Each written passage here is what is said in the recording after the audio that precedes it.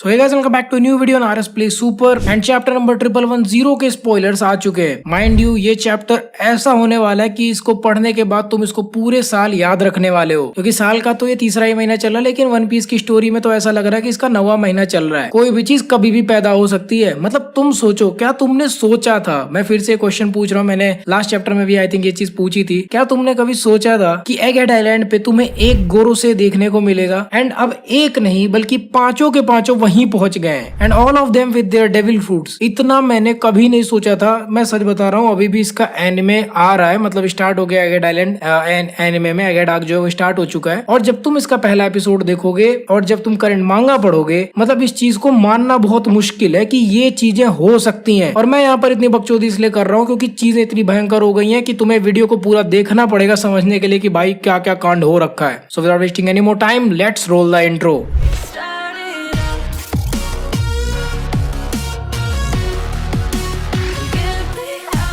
Guys before starting the video, मुझे पता चला है कि अकीरा टोरियामा जी की मौत हो गई है। He is no longer between us. और भाई देखो, बात ऐसी है कि यार भले ही वन पीस मेरा फेवरेट एनिमे हो, लेकिन गोकू कभी शरीर से निकला नहीं। मुझे आज भी याद है 2005 में जब मैंने देखा था ड्रैगन बॉल, मैं बहुत छोटा था, अब तो याद भी नहीं, 2004 में 5 में 6 में देखा था। लेकिन जब गोकू ने पहली बार वेजिटा को डिफीट किया था, दैट इज कायोकेन टाइम्स 4, और फिर जब मैं बड़ा हुआ अराउंड 17-18 साल के बाद, जब मैंने दोबारा, जब जियो आ गया था, जब दोबारा मैंने ड्रैगन बॉल देखना स्टार्ट किया, again same scene and still the chills were the same. I don't think मुझे उस टाइप का मजा किसी और एनिमे को देख के कभी आया होगा जो मुझे उस टाइम पर आया था। And so as you know, मैं एक प्रोग्रामर हूँ, तो सबसे बड़ी चीज जो मैं दे सकता हूँ वो है respect plus plus for Akira Toriyama. Rest in peace sensei. खैर, इनके बारे में थोड़ा और बात करना चाहता हूँ। एक छोटी सी 5 मिनट्स की video I want to make, ये बताते हुए कि कितना बड़ा इंपैक्ट था। But for now let's focus on our Oda sensei, क्योंकि ओडा सेंसे रुकने का नाम नहीं ले रहे हैं। एंड उसी के साथ चैप्टर के स्पॉइलर स्टार्ट होते हैं, जहाँ पे हम कवर पेज में देखते हैं कि यामाटो पूरे वानों में घूम रही है या घूम रहा है, डोंट नो। खैर, यामाटो तो यहाँ पे कुछ ना कुछ करती रहती है, लेकिन तुम जैसे ही पहले पेज पे आओगे तुम्हारी बुद्धि घूम जाएगी, क्योंकि पिछले चैप्टर में हमने जो लास्ट पेज पे देखा था कि 4 शेडोज अपीयर हो गए हैं। एक्चुअली में वो चारों के चारों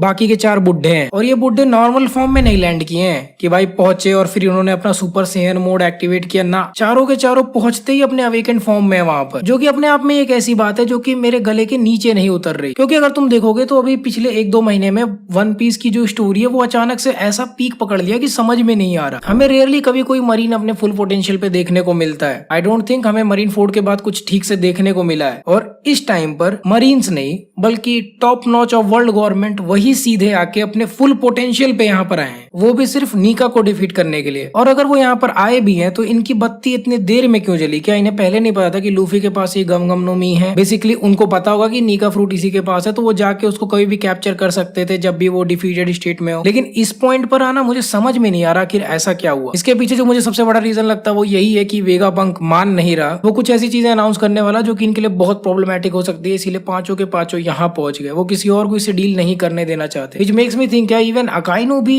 इतना कम पोटेंशियल का है कि उसको यहाँ नहीं भेजा ताकि वो ये चीजें रोक पाए। ये सारे क्वेश्चंस ऐसे हैं ना जो कि मतलब इस पूरे आर्क को मुझे समझने में मुश्किल हो रही है कि आखिर यहाँ पे चल क्या रहा है और ऐसी क्या चीज है कि इतनी बड़ी बड़ी चीजें इस आइलैंड पर हो रही है इस समय। खैर, अब जब पांचों के पांचों आ गए तो मैं तुम्हें इनकी पावर्स डिटेल में बताता हूँ। इसमें सबसे पहले हम उस समुराई वाले बुड्ढे की बात करेंगे जो गांधी जी जैसा दिखता है, जिसका नाम नुसजूरो है। नाम से ही लग रहा है कोई समुराई टाइप का लड़का है। सो बेसिकली इसके पास कोई घोड़े की पावर है, और कोई नॉर्मल घोड़ा नहीं है, कोई जंगली घोड़ा है, मतलब थोड़ा बड़े साइज का होगा, ऐसा ही एज्यूम करके चलो। और ये कोई ऐसा टाइप का घोड़ा नहीं होगा, मतलब घोड़े में ट्रांसफॉर्म हो जा रहा है, जो तुमने फैंटेसी वर्ल्ड में देखे होंगे ना स्टोरीज की, जो अपर बॉडी रहता है वो मतलब इंसान का रहता है, फिर नीचे आधा पूरा घोड़े का रहता है, वैसा इसकी बॉडी होगी। इसके बाद जो सेकंड बंदा जिसकी फ्रेंच स्टाइल में दाढ़ी है और मूछें हैं, उसका नाम है पीटर, और इस बंदे के पास है एक worm devil fruit, giant worm, कुछ उस टाइप का जो कि सुनाड़े लेके घूमती है, वैसा एक वॉर्म टाइप का इसका डेविल फ्रूट है। उसके बाद जो अपना तीसरा बंदा है उसका नाम वर्क्यूरी है, नाम से नहीं याद आ रहा होगा, लेकिन इसकी बड़ी बड़ी मूछें हैं जैसे व्हाइट बियर्ड की हुआ करती थी, बट इसकी मोटी ज्यादा है कंपेयर टू व्हाइट बियर्ड। तो इस बंदे के पास कोई सुअर की पावर है, जंगली सुअर की पावर, और वो वैसा ही ट्रांसफॉर्म हो जाता है। और फिर लास्ट बंदा जो कि जीसस की तरह दिखता है थोड़ा बहुत, मतलब मेरे को लगता है अगर जीसस की एज बढ़ा दो तो ऐसा ही दिखेगा, मार्स वाला जो बंदा है वो, उसके पास है एक कोई जायंट बर्ड की डेविल फ्रूट। क्यूट है। अभी नाम से तो उतना कुछ खास पता नहीं चल रहा, सिर्फ इनके एनिमल फॉर्म्स बताए गए हैं, बट एक्चुअली में मांगा पैनल देख के पता चलेगा कि आखिर चीज क्या है ये सारे के सारे। खैर अब पांचों के पांचों आ गए तो ये सभी लोग मिलकर नीका को रोकने की कोशिश करते हैं, लेकिन जायंट्स ऑब्वियसली वहां पर है तो जायंट्स इनकी हेल्प करते हैं। लेट्स सी जायंट्स कितने पावरफुल है, क्या वो इन पांचों के खिलाफ खड़े हो पाएंगे या नहीं। और इनफैक्ट मुझे देखना कि ये पांचों कितने पावरफुल है, क्योंकि हम हर बार ऐसा एज्यूम करके चलते हैं ना कि जो सामने वाला बंदा वो कुछ ज्यादा ही पावरफुल होगा, लेकिन देन अगेन लूफी को भी तुम देख लो, डोफ्लामिंगो को उसने पीटा था गियर 4 में आने से पहले ही, कई बार उसने अपने मुंह से खून फेंक दिया था। सेम विद काइडो, काइडो को भी उसने कई बार पीटा था और बाद में जाके वो गियर 5 में आके उसको डिफीट किया। तो आखिर इन पांचों की एबिलिटीज कितनी है और आखिर ये कितने देर तक